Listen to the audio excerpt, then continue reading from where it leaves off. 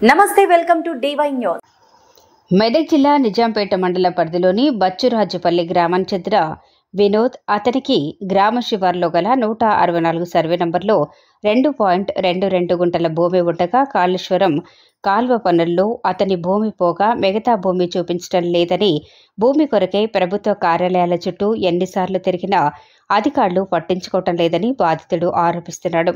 ఈ సందర్భంగా బాధితుడు బుధవారం మీడియాతో మాట్లాడుతూ, తల్లిదండ్రులు ఇచ్చిన ఆస్తిలో ఇద్దరు అన్నదమ్ములం పంచుకోగా 2 ఎకరాల 2.22 గుంటల్లో ఇరువురికి ఎకరా భూమి రావటం జరిగిందన్నారు.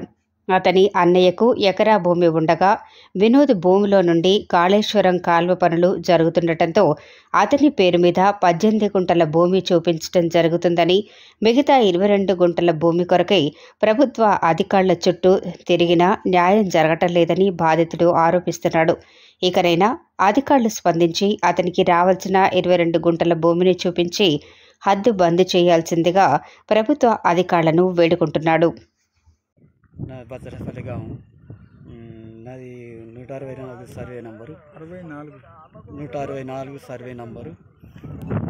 నా ల్యాండ్ 2 ఎకరాల 22 గుంటలు. ఇట్లు కాళేశ్వరం భూమిగా కాలువలు భూమిగా మిగతా ల్యాండ్ మాకు చూపించడం లేదు. MRO దగ్గరికి పోయినా ఎంత రావాలి నీకు? 20 గుంటలు రావాలి. 22 గుంటల భూమి చూపెడతలేడు. MRO దగ్గరికి పోయినా, ఆర్డీఓ దగ్గర పోయినా, కలెక్టర్ దగ్గరికి పోయినా ఏది మాకు స్పందించలేడు. నాకు చేయాలని మీ యొక్క మనవి కోరుకుంటున్నాం.